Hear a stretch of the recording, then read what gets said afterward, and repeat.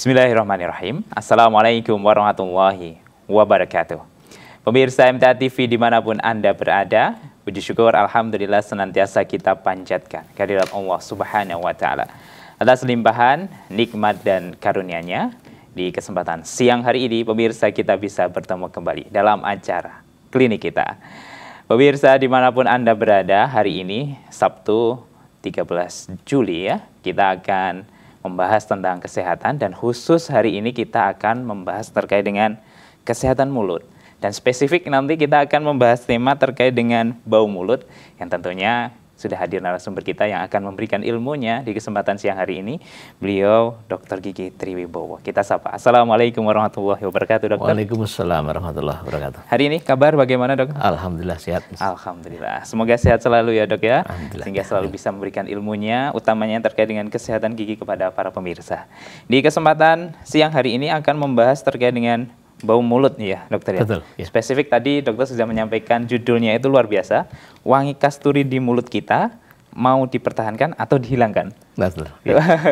Luar biasa pemirsa ini temanya. Karena kan ketika puasa itu ya, Dokter, kita selalu diberikan nasihat bahwasanya bau mulut orang berpuasa itu seperti halnya wangi kasturi ya. Nah, nanti akan dijelaskan oleh dokter seperti apa terkait dengan menjaga kesehatan mulut ini, utamanya bau mulut. Dan juga kami siang hari ini membuka kesempatan untuk Anda yang ingin bertanya, bisa melalui line telepon di 02716793.000 atau pertanyaan melalui pesan WhatsApp dan SMS, insya Allah kami akan bacakan. Silahkan dikirimkan ke nomor 08112553.000. Baik, Dokter, tema hari ini wangi kasturi di mulut kita mau dipertahankan atau dihilangkan? Bisa dijelaskan kepada pemirsa? Ya, terima kasih. Ya. Bismillahirrahmanirrahim. Assalamualaikum warahmatullahi wabarakatuh. Alhamdulillahirrabbilalamin. Puji syukur mari kita panjatkan kehadirat Allah Subhanahu wa Ta'ala yang telah memberikan nikmat kepada kita sekalian, nikmat sehat, nikmat sempat, dan alhamdulillah kita sampai saat ini mudah-mudahan masih diberi nikmat iman oleh Allah Subhanahu wa Ta'ala. Khusus yang ini kami akan menyampaikan sebuah judul, ini saya beri judul wangi kasturi di mulut kita. Nah, wangi kasturi di mulut kita itu mau dihilangkan atau mau dipertahankan? Ya. Ini kita berangkat dari sebuah hadis ya, dari hadis riwayat Bukhari. Ini saya cuplikkan aja, hadisnya agak sedikit panjang, ini saya cuplikkan dikit. Ya, Rasulullah ngendika, "Walladzi nafsi Muhammadin biyadihi la khulufu famissaimi at-thayyibu indallahi min rihil misk." Demi zat yang jiwa Muhammad di tangannya, sungguh bau mulutnya orang yang berpuasa itu di sisi Allah lebih harum dari bau kasturi. Nah, ini sengaja saya ambil walaupun ini konteksnya bukan pas Ramadan ya, tapi yang kita ambil itu wangi kasturi yang Allah memang memberikan berita gembira kepada kita yang puasa. Kenapa yang puasa? Karena memang orang yang berpuasa itu bau mulutnya pasti akan lebih nggak enak dibanding orang yang tidak puasa. Karena banyak hal yang terjadi di bulan puasa, kita tidak masuk ke sana, tapi yang kita ambil tentang bau mulutnya itu. Ya. Walaupun Allah melalui lisan Rasulullah memberikan berita gembira bagi orang yang mulutnya bau, spesifik ini tadi mulutnya orang yang berpuasa, tapi kita tahu juga bahwa orang yang tidak berpuasa pun juga punya potensi untuk mengeluarkan bau yang gak enak. Ya. Artinya memang zahir hadis ini walaupun mulutnya gak enak, jangan risau, jangan galau, jangan susah, jangan sedih.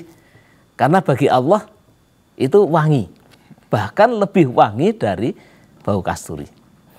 Nah, yang jadi permasalahan sekarang adalah apakah bau yang seperti itu yang kita dapati setiap hari bahkan ya, setiap hari ya, mau kita pertahankan karena lebih wangi kok di mata Allah, apa kita yang kita pakai yang penting Allah ya suka ya. Karena bagi Allah lebih wangi dari bau kasturi, atau mau kita hilangkan karena bagaimanapun juga kita tahu juga An-nadzafatu minal iman. Kebersihan itu bagian dari iman. Satu itu. Yang kedua, ya, yang kedua, kita tiap hari berinteraksi dengan manusia. Ya. Karena berinteraksi dengan manusia otomatis ya, apa yang ada pada kita itu ya, akan tercium, akan dibau oleh orang-orang di sekitar kita. Maka kalau rongga mulut kita, waktu kita bicara, waktu kita bernafas, waktu kita beraktivitas itu mengeluarkan bau yang enggak enak, apakah kita juga berbangga diri walaupun orang lain bilang enggak enak, tapi Allah bilang suka kok, enggak apa-apa. Di mata Allah lebih wangi kok, apa gitu? Nah, maka ini satu pertanyaan bagi kita yang tadi saya kemas di judul tadi, bau mulut, bau kasturinya itu mau kita pertahankan atau mau kita hilangkan? Kita lebih memperhatikan bagaimana sikap orang-orang di sekitar kita, ya, atau bagaimana? Bukan berarti nanti nek dihilangkan, oh berarti nanti Allah nggak suka karena nggak ada bau kasturnya. Bukan, bukan. Itu berita gembira dari Allah itu artinya kita jangan risau, jangan galau itu aja. Bau nggak apa-apa, Allah seneng kok gitu. Tapi bukan berarti nek dihilangkan terus Allah jadi nggak suka, bukan. Kita harus ingat bahwa tiap hari itu interaksi kita dengan manusia. Ya.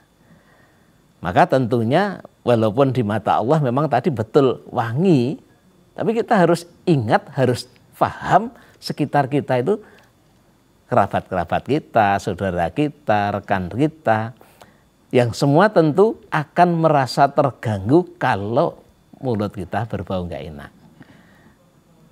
Nah, itu yang harus diupayakan. Bagaimana tentunya supaya orang lain itu tidak terganggu dengan bau mulut yang ada di rongga mulut kita. Nah, sekilas mungkin perlu saya ingatkan lagi juga bahwa sebetulnya adanya bau mulut di mulut kita ini ya, itu berasal dari kondisi-kondisi yang ada di rongga mulut kita. Ya. Yang jelas rongga mulut kita kondisinya kurang baik. Yang jelas itu. Ya. Pula ini juga diperparah dari kondisi-kondisi yang ada di rongga mulut, diantaranya yang paling terasa itu apa? Kebersihan. Ya, kebersihan rongga mulut yang kurang baik. Dalam hal ini yang paling perlu diperhatikan itu kebersihan gigi-gigi kita. Ditambah lagi lidah tentunya, permukaan lidah. Karena di situ sumber kotorannya. Ya. Kemudian ditambah lagi yang di gigi adanya karang gigi, sudah berkali-kali juga saya sampaikan. Ya, karang gigi itu sumber bau mulut. Jadi kalau ada orang di antara kita yang banyak karang giginya, udah barang tentu mesti bau. Nggak bisa tidak, mesti bau. Ya. Kemudian juga adanya penyakit-penyakit di rongga mulut. Yang sering terjadi penyakit rongga mulut itu gigi kerowok, gigi berlubang atau karies gigi. Ya. Itu dari lubang kecil sampai lubang gede banget, bahkan sampai giginya sebetulnya sampai mati, misalnya saraf giginya mati, itu menjadi sumber bau. Tentunya kadar baunya itu ya tergantung besarnya lubang tadi. Semakin lubang semakin parah lubangnya, semakin bau. Ya. Ini. Kemudian juga bagi saudara-saudara kita yang giginya sudah beberapa hilang, yang pakai protesa gigi atau gigi palsu. Gigi palsu, kalau yang gigi palsu itu dari dokter gigi, kebanyakan memang tata cara pembuatannya sudah sesuai dengan kesehatan. Ya. Tentunya dilengkapi dengan cara-cara membersihkannya juga sesuai dengan prosedur kesehatan. Ini kebanyakan aman. Ya. Tapi bagi saudara-saudara yang pakai gigi palsunya itu, yang maaf ya, bukan buatan tenaga kesehatan resmi artinya ya, dokter gitu, dokter gigi. Ya. Rata-rata loh ya, bukan. Tadi ada yang baik juga. Rata-rata cara membuatnya itu tidak sesuai dengan prinsip-prinsip kesehatan.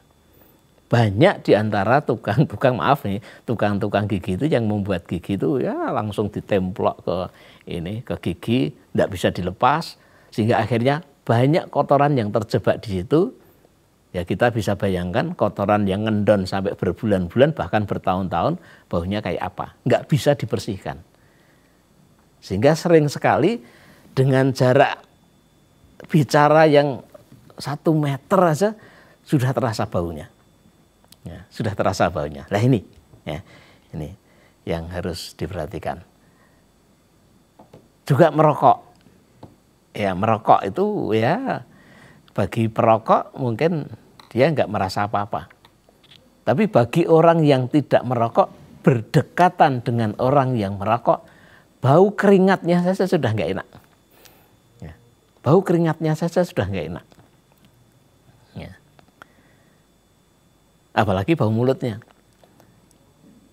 Apalagi bagi perokok itu kalau misalnya pagi hari bangun tidur, itu kalau belum merokok, mesti dia merasa bau mulutnya nggak enak, rasa di mulutnya nggak enak.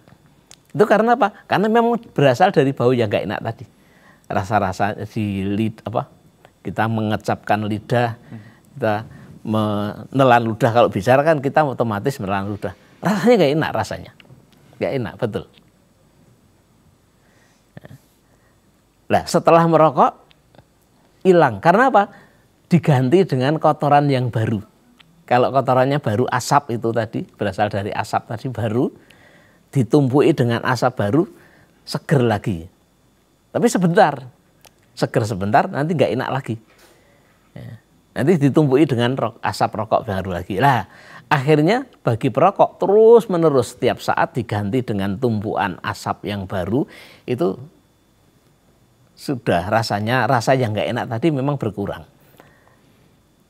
Tapi perlu diperhatikan bahwa itu berarti kita menumpuk kotoran terus diganti dengan kotoran yang baru, menjadi nggak enak lagi, tumpuk kotoran baru lagi dan seterusnya. Nah, bisa dibayangkan, ya, saya pernah melihat sebuah kayak film dokumenter gitu, ya, bahwa asap rokok yang terus-menerus ditumpuk di satu tempat itu nanti akan menjadi tumpukan yang luar biasa, kotor, luar biasa. Kayak aspal itu. Dan itu numpuk di paru-paru kita. Ini baru bentuknya kayak itu, kita tidak membicarakan baunya. Tapi bau yang jelas nanti akan muncul. Bau mulut itu mesti nggak enak. Itu. Kemudian juga selain itu ya, yang menimbulkan bau ini sesuatu penyakit yang berasal dari paru, penyakit yang berasal dari saluran pernafasan, dan juga saluran pencernaan. Nah, kalau ini dua ini tadi yang saya sebutkan tadi, ini ranahnya dokter spesialis penyakit dalam, dokter spesialis penyakit paru, termasuk THT di sini. Bukan ranahnya dokter gigi. Ya. Ini di antara sebab-sebab kenapa mulut kita menjadi bau itu seperti itu. Tapi menurut penelitian, konon kabarnya penyebab yang paling besar memang dari rongga mulut. Jadi dari mulut kita, ya, dari mulut kita. Ya. Nah, karena menimbulkan bau seperti itu, tentunya kita harus bagaimana caranya kita membuat bau mulut kita itu menjadi tetap segar, ya, tetap segar. Supaya apa? Supaya interaksi kita dengan saudara-saudara kita, dengan teman kita, kerabat kita, itu juga bisa berjalan dengan baik. Nah, sekalipun Allah memberikan berita gembira lebih wangi dari bau kasturi, masa kita akan mengorbankan kerabat kita, teman kita, ya, sejawat kita yang ya merasa suka apa tidak suka tetap harus disampaikan, merasa terganggu karena bau nafas atau bau mulut kita. Ya. Ini kita akan bisa merasakan itu kalau kita, maaf, misalnya kita berjamaah di masjid atau di satu tempat, makmumnya lumayan banyak, ya. Begitu imamnya waladhdallin, serempak semuanya amin. Dan amin itu semuanya mengeluarkan bau mulut. Coba bisa dibayangkan kalau semua yang dikeluarkan itu bau semua. Ya, mungkin juga akan kebal juga karena bau semua kok nggak apa-apa itu. Tapi kalau ada yang ya tidak begitu nyaman dengan bau, coba kita bisa bayangkan. Apakah kita tega juga kita akan menjadikan kerabat kita, teman kita, ya, teman bergaul kita, kolega kita itu tidak nyaman dengan bau mulut yang berasal dari kita. Ya. Bagi orang lain tentu akan bagaimanapun juga akan sedikit menghindar. Menghindar itu bukan nggak mau ketemu dengan kita, bukan. Tapi bagaimana supaya kita tidak mencium bau mulut tadi. Mungkin agak menjauh, ya. Atau mungkin ya sambil apa gitu, bersikap apa itu, ambil sapu tangan ditutupi, ya, mungkin agak bersin-bersin apa agak sisi begitu apa mengeluarkan ingus. Tapi sebetulnya itu hanya satu cara aja untuk agak mengurangi bau. Nah, tentunya kita tidak begitu. Nah, kalau ada rekan kita yang seperti itu, kita langsung kroso. Wah, ini kayaknya bau mulut saya ini. Nah, akhirnya kita jadi minder. Nah, apa kita akan begitu aja? Ya udahlah, kita dijauhi teman dikit tidak apa-apa. Yang penting Allah mencintai kita karena bau mulut kita. Bukan tidak gitu. Ya, tetap kita harus tahu bahwa kata Rasulullah atau kata an-nadzafatu minal iman. Kebersihan itu bagian dari iman. Itu harus kita ini kan. Nah, maka kalau kita dalam posisi seperti itu, tentunya kita akan berusaha sekuat tenaga bagaimana supaya mulut kita seger. Jangan sampai mulut kita bau. Ya, ini yang harus kita upayakan. Dan satu-satunya yang paling gampang yang kita bisa usahakan setiap saat, ya, menjaga kebersihan itu gosok gigi. Ya, gosok gigi. Dan berkali-kali di sini juga saya sampaikan bahwa gosok gigi itu minimal 2 kali, minimal. Ya. Dan minimal itu para ahli memberikan waktu yang kira-kira jedanya setelah gosok gigi nanti agak lama, sehingga nanti kalau agak lama tidak gosok gigi, itu nanti juga akan membawa rongga mulutnya tidak terlalu bau.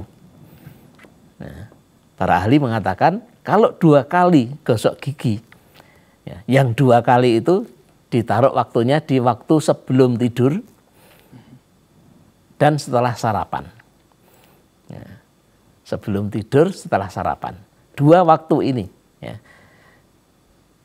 Apa berarti lantas kalau waktu mandi kita gosok gigi tidak boleh? Boleh banget, silakan. Nah, pas mandi gosok gigi boleh banget, tapi itu tambahan saja. Jangan jadikan utama. Yang utama tadi sebelum tidur sama setelah sarapan. Apalagi ini kalau kita kaitkan dengan apa yang disampaikan oleh Rasulullah juga, ya, kita dianjurkan. Ya, walaupun nanti mungkin malam bisa bangun, ya apa-apa, ya, tidak apa-apa. Kita dianjurkan witir sebelum tidur. Ya. Walaupun mungkin kalau kita khawatir, ya, kita khawatir malam nggak bangun, kita witir sebelum tidur. Ya, sehingga nanti kalau kebablasan, minimal kita malam itu sudah witir. Ya. Tapi sekalipun nanti malam kita bisa bangun, ya, kita witir dulu, tidak ada jeleknya. Karena apa? Sekalian kita mengamalkan juga apa yang dihimbau oleh Rasulullah. Karena Rasulullah dalam sebuah hadis juga pernah menyampaikan kalau tidak menjadi keberatan bagi umatku, Rasulullah memerintahkan untuk bersiwak. Bunyinya memang bersiwak, tapi konteks masa kininya ya gosok gigi itulah. Karena yang dilakukan waktu siwak itu ya menggosok gigi kok, membersihkan gigi. Ya, bersihkan gigi. Adapun caranya dengan kayu siwak silahkan, dengan sikat gigi ya silahkan. Ya. Tapi intinya memang membersihkan gigi. Sebelum tidur, jadi kita wudhu, ya gosok gigi, wudhu, kemudian sholat witir. Sebelum tidur, baru tidur. Jangan makan lagi. Kalau makan lagi ya diulang lagi, gosok gigi lagi. Ya. Tuh. Kemudian yang satunya setelah sarapan. Nah, biasanya kita pagi sarapan, setelah sarapan biasanya langsung kerja, gitu kan? Langsung kerja. Nah, kita usahakanlah setelah sarapan kita juga dituntunkan untuk sholat duha. Ya sudah, kita wudhu dulu, gosok gigi, wudhu, sholat duha, baru berangkat. Baru berangkat. Nah, sehingga 2 waktu minimal gosok gigi tadi kita dapat kebaikan. Selain kebaikan jasmani dengan gosok gigi, ya, kita juga dapat rohaninya dengan kebaikan kita sholat tadi. Baik sholat duha maupun sholat witir sebelum tidur. Nah, ini yang utama 2 waktu ini. Adapun waktu mandi tambahan saja. Habis makan silakan. Atau mungkin mau mengamalkan setiap kali wudhu kita gosok gigi, lebih bagus. Lebih bagus. Jangan khawatir gosok gigi terlalu sering nanti merusak gigi. Enggak. Selama kita gosok giginya wajar saja. Soalnya kalau nggak wajar dengan sikat gigi yang milih yang paling keras itu, dengan gosoknya luar biasa, ya yang sakit gusinya bukan gusinya nanti yang rusak nanti gitu. Ya ini awal dari penyampaian saya, mudah-mudahan bisa diambil pengertian. Baik, luar biasa ini ilmunya dokter. Ada beberapa faktor ya ternyata yang menyebabkan mulut itu bau ya dokter. Salah satunya adalah kebersihan gigi, karang gigi itu berlubang, bahkan bisa sampai ke penyakit juga. Lantas untuk menghilangkan tadi juga sudah disampaikan oleh dokter, ya dengan gosok gigi, cara yang termudah ya dokter ya. Ya itu seharusnya sangat bisa kita lakukan. Seorang muslim juga tadi sudah disinggung sebelum sholat ada nasihat dari Nabi, kalau tidak keberatan gosok gigi atau bersiwak kontaknya ya dokter. Wow, luar biasa ini. Terima kasih dokter ilmunya. Nanti kita lanjut di segmen kedua ya, dan juga memberikan kesempatan untuk Anda yang ingin bertanya, silakan bisa menghubungi kami di line telepon 0271 679 3000 atau melalui pesan WhatsApp dan SMS di nomor 0811 255 3000. Kita akan jeda sejenak dan kembali selepas informasi-informasi berikut ini.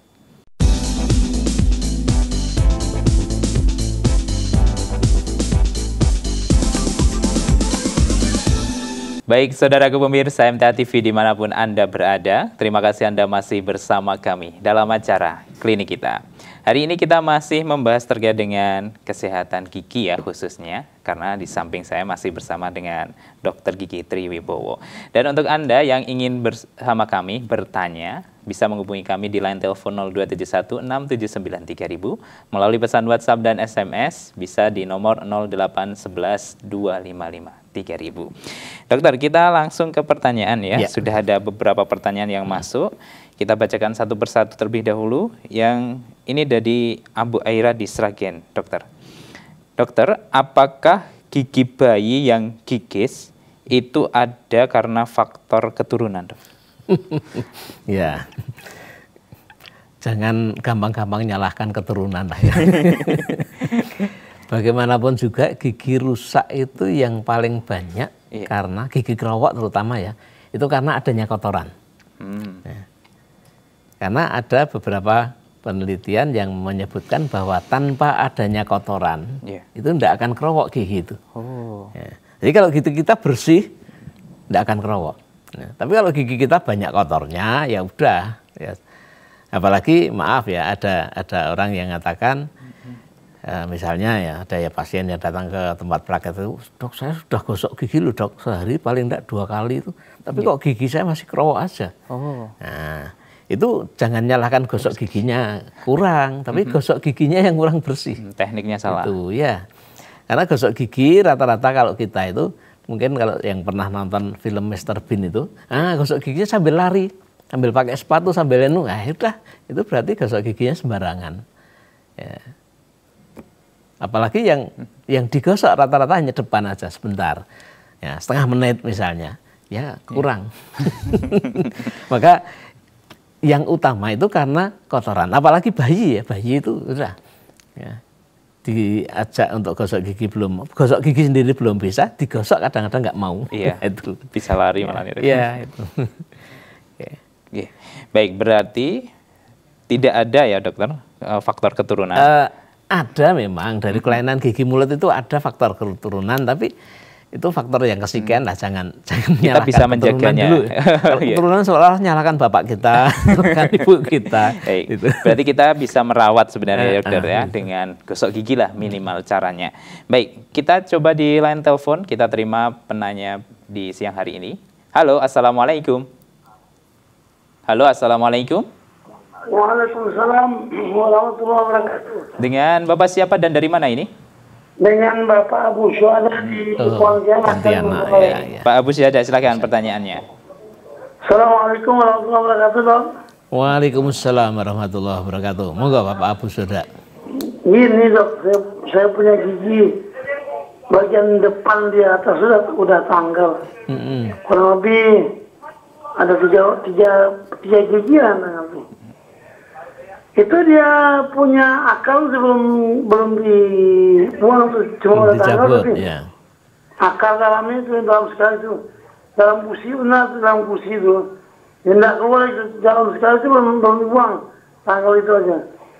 Kita mau mengganti gigi, tapi itu akalnya walaupun udah tinggal di dalam kursi itu nggak pernah merasakan sakit lagi, nggak sakit lagi.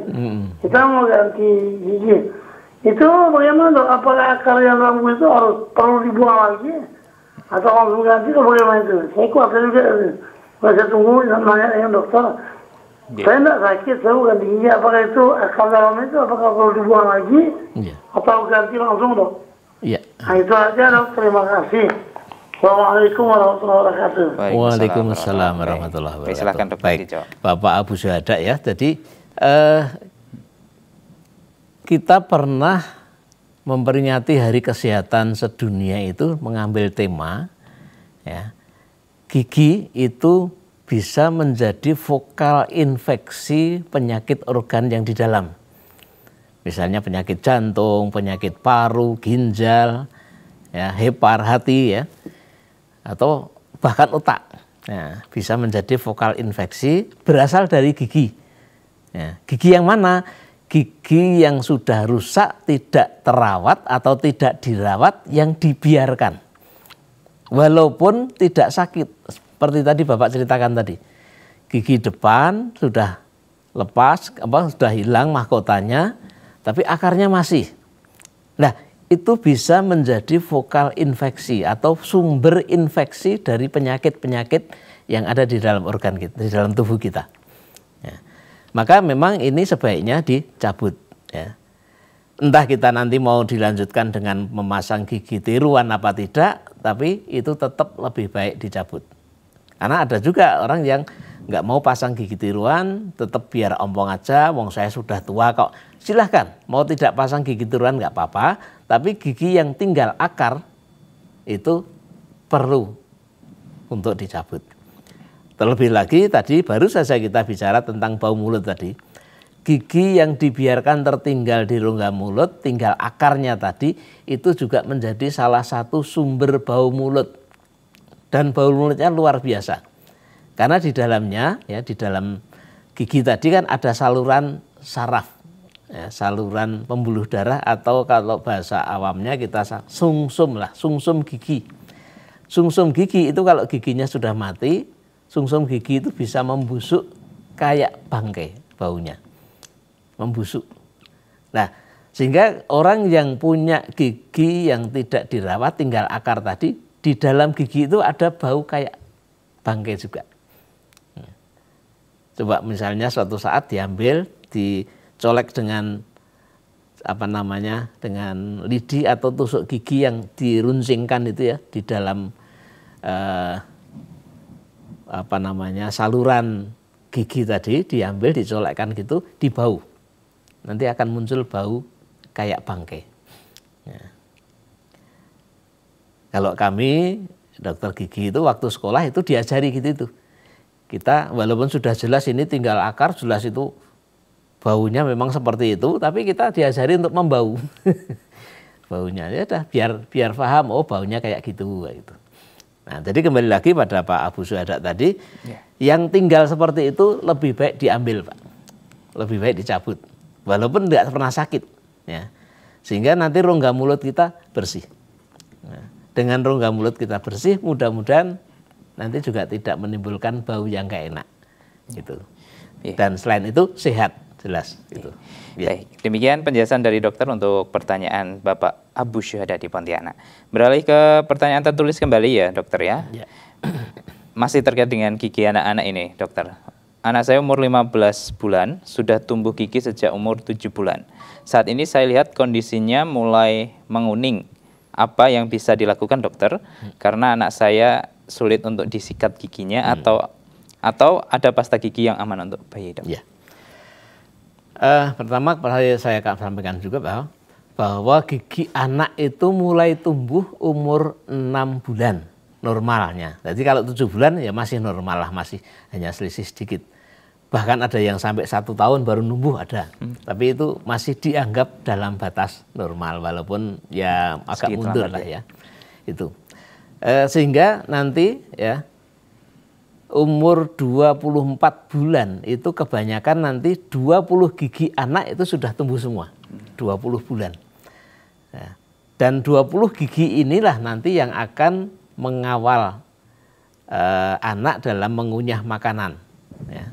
Sampai nanti dia berangsur-angsur gigi anak-anak itu nanti berganti dengan gigi permanen secara bertahap. Jadi tidak langsung 20 gigi anak brong hilang ganti 20 gigi dewasa enggak, tapi bertahap. Itu nanti 6 bulan yang depan itu mulai tumbuh, nanti 6 tahun atau 7 tahun nanti berganti dengan gigi dewasa. Nah, kemudian yang gigi belakang itu geraham besar itu 6 tahun itu juga mulai tumbuh gigi permanen. Di belakang 20 gigi anak mulai tumbuh. Ya. Sehingga nanti kita harus tahu bahwa gigi anak itu jumlahnya 20, gigi dewasa jumlahnya 32. Berarti nanti yang 20 gigi anak itu nanti akan berganti dengan 20 gigi dewasa, masih ditambah lagi 12 gigi baru yang tumbuh mulai umur 6 tahun. Nah, ini pernah juga ada pertanyaan, anak saya baru umur 8 tahun masa ya, giginya yang belakang nanti kan karena rusak parah harus dicabut. Baru umur 8 tahun masa ini giginya nggak tumbuh lagi? Iya memang nggak tumbuh lagi karena apa? Karena yang dicabut tadi gigi baru yang tumbuhnya umur 6 tahun. Gigi dewasa. Ya, gigi dewasa. Ya, jadi ini kembali lagi pada Bapak tadi ya. Kalau umur 15 bulan tadi ya disebutkan 15 bulan gigi mulai menguning. Lah, menguningnya ini menguning karena pewarnaan giginya, pewarna dari dalam atau pewarnaan karena ada kotoran. Kalau pewarnaan karena tadi disebutkan sulit untuk gosok gigi ya, saya bisa menebak ini berarti kotoran. Ya, kotoran. Bagaimanapun juga memang ini peran orang tua. Bagaimana supaya anak kita itu mau digosok giginya dengan baik. Saya pernah menyampaikan juga di forum ini, ya, tidak ada salahnya kita mulai membiasakan anak gosok gigi itu sejak giginya belum numbuh. Ya. Loh kok gosok gigi kok ya, untuk semacam menanamkan memori kepada anak. Bahwa mulai saat itu kita sudah mulai digosok giginya. Memori itu tertanam di dalam pikiran anak sehingga nanti suatu saat kalau kita memanggil dengan memori gosok gigi nanti akan tahu, oh iya sejak dulu saya juga kayaknya pernah dilakukan seperti ini kok. Dan orang tua, mohon maaf, orang tua harus misalnya si anak kita ajari untuk gosok gigi sendiri, orang tua juga harus menjadi pendamping untuk mengulang. Ya, mengulang karena bagaimanapun juga anak kita itu belum bisa gosok gigi. biarkan dia gosok gigi sendiri untuk membiasakan diri ya, karena nanti setelah dewasa dia juga harus terbiasa. Lah kita mengulang untuk menanamkan cara kepada anak tentang gosok gigi yang benar. Ya, sehingga nanti anak akan terbiasa, oh kalau gosok gigi yang bagian ini juga harus digosok. Coba kalau anak tidak dilatih oleh orang tua, gosok gigi dia hanya depan aja. Ya. Kok tahu depan aja? Banyak kita mengalami di sekolah-sekolah anak itu ya, di SD itu banyak anak-anak yang kalau disuruh gosok gigi bagian belakang muntah. Nah kalau anak kok gosok gigi belakang muntah, kita bisa nebak, berarti dia jarang gosok gigi sampai ke belakang. Dia gosok giginya hanya bagian depan aja. Nah itu jangan terjadi. Bagaimanapun juga yang namanya gigi itu seluruh permukaan harus digosok. Kok seluruh permukaan? Ya, jadi ini misalnya di gambar ini, di model ini misalnya, seluruh permukaan gigi berarti yang di dekat pipi iya, yang di dalam yang dekat lidah iya, yang di permukaan atas yang untuk ngunyah iya. Semua permukaan harus digosok. Nah, orang yang jarang gosok gigi, digosok di bagian yang dekat lidah ini pasti muntah. Ya, pasti muntah. Termasuk bagian atas, ya bagian atas nanti kalau digosok yang bagian atas belakang itu dekat dengan langit-langit muntah juga, rangsangan muntah. Tapi kalau yang sudah terbiasa gosok gigi, insya Allah tidak akan seperti itu. Ya, ini banyak sekali memang kalau kita kebetulan ada kegiatan dengan anak-anak sekolah itu, banyak anak-anak kita yang ya tidak dibiasakan untuk menggosok gigi dengan benar. Nah kalau tidak dibiasakan gosok gigi dengan benar, jangan harap giginya nanti bisa bertahan sampai tua. Ya. Bahkan pernah juga saya sampaikan di forum ini juga, saya punya pasien itu baru umur 30-an sekian, 36 apa 37 gitu. Seluruh giginya sudah habis. Tinggal akar-akar kayak Pak Abu Syuhada tadi. Ya. Tinggal akar berarti sudah nggak bisa dipakai untuk ngunyah. Coba bisa dibayangkan itu umur sekian kok habis itu ya, luar biasa. Nah, kalau ya kebetulan yang saya ceritakan tadi kebetulan seorang laki-laki. Kemudian waktu itu periksa, pengen dipasangi gigi. Kenapa kok pengen dipasangi gigi? Mau menikah. Umur 30-an lebih tadi mau menikah. Katanya kalau tidak dipasang gigi saya nggak pede nanti. Ya, akhirnya nggak pede juga. Nah, maka inilah ya Bapak-bapak, sejak kecil kita perlu memang menanamkan bagaimana kita menanamkan kebersihan pada anak, dan ini orang tua, peran orang tua sangat-sangat penting. Ya, jangan diserahkan pada pembantu ya, jangan diserahkan pada anak sendiri, tapi orang tua harus ada pendampingan. Okay. Baik.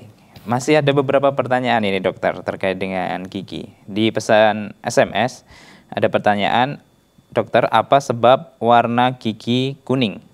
Bukan perokok, bukan peminum teh atau kopi dan lain-lain. Bukan genetik, disiplin sikat gigi juga. Mohon penjelasan dan solusinya dok. Ya, masih berkaitan dengan tadi ya.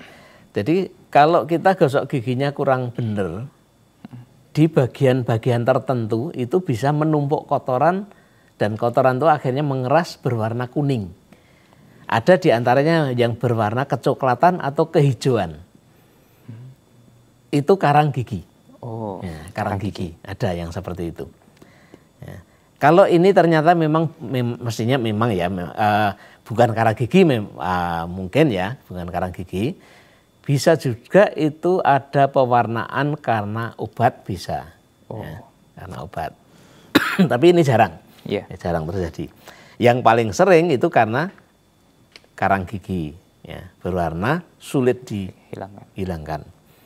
Bahkan saya pernah punya pasien itu ada karang giginya yang cuil, dia sudah ribut, gigi saya cuil. Saking tebalnya ya berarti. Di bawah itu, giginya saya cuil ini. Saya lihat, loh ini bukan gigi itu. Bukan gigi, itu bagian cuilan karang gigi tadi. Nah, Nah, ternyata dia betul karang giginya banyak sekali, kuning, ada yang sudah kecoklatan atau kehijauan. Nah, itu berarti sudah sangat parah sekali. Nah, itu jadi bisa jadi ya ini saya sangka ini bukan giginya berwarna kuning tapi ada karang gigi.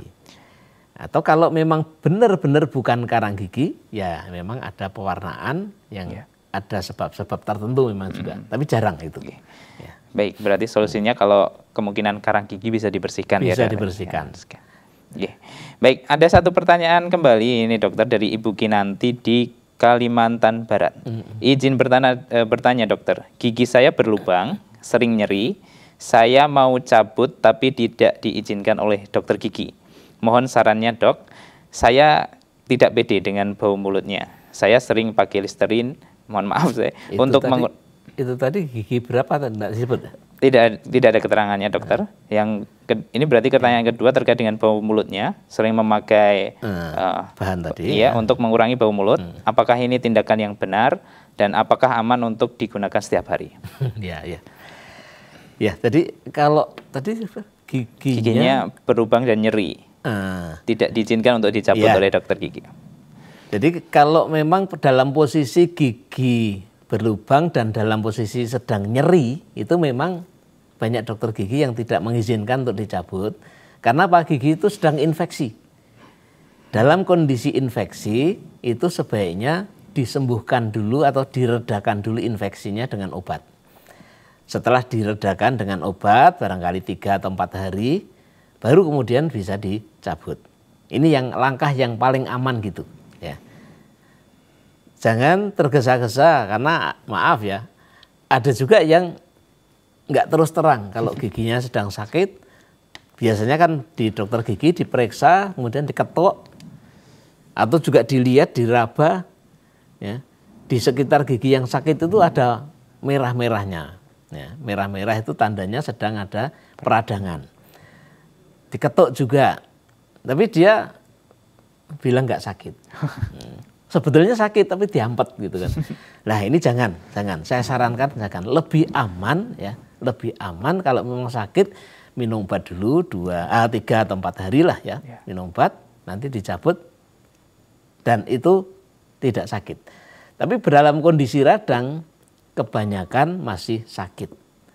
Walaupun ini juga mungkin ada cara tertentu untuk disuntik lagi, didobeli dengan cara teknik tertentu biar nggak sakit bisa, tapi infeksinya bagaimanapun juga nggak aman lah. Infeksi dalam kondisi infeksi dicabut itu nggak aman. Lebih baik diredakan dulu infeksinya baru dicabut. Gitu. Dan itu standarnya. Ya. Bisa dikatakan itu SOP-nya begitulah ya. SOP-nya pencabutan gigi. Kemudian tadi terkait memakai cairan kumur. Untuk memakai cairan tertentu untuk menghilangkan bau mulut, sesekali silahkanlah boleh. Tapi kalau dijadikan terus-menerus jangan. Karena apa? Yang lebih baik itu sumbernya dihilangkan, sumber baunya dihilangkan, baru nanti bau mulutnya hilang. Gitu. Baik, ini beliau yang bertanya tadi menambahkan keterangan dokter, yang sakit itu gigi geraham dan saat ini sudah tidak sakit dan tidak boleh dicabut. Oh gitu. Ya. Ya kalau tidak boleh dicabut ya kalau geraham sudah rusak mestinya boleh. Mungkin ada penyakit tertentu mungkin. Ya. Bisa cek ulang mungkin. Bisa ya. Nanti datang nanti bisa ditanyakan. Mungkin karena ada sakit tertentu yang memang menghalangi untuk dilakukan pencabutan. Ya. Tapi kalau tidak ada penyakit tertentu saya kira perlu dicabut itu. Ya, baik. Terima kasih untuk penjelasannya dan semoga bisa dipahami untuk pemirsa. Dan tidak terasa dokter sudah 1 jam kita bersama dalam acara klinik kita. Terima kasih untuk ilmunya dan jumpa lagi di pekan depan ya dokter ya. Assalamualaikum warahmatullahi wabarakatuh. Waalaikumsalam warahmatullahi wabarakatuh. Baik saudara pemirsa MTA TV dimanapun Anda berada. Demikian tadi telah kita ikuti bersama acara klinik kita untuk edisi kali ini. Kami mengucapkan terima kasih untuk partisipasinya serta mohon maaf belum bisa membacakan semua pertanyaan dari para pemirsa. Akhirnya saya Wahid Arifuddin mewakili rekan kerja yang bertugas pada siang hari ini pamit undur diri. Wassalamualaikum warahmatullahi wabarakatuh.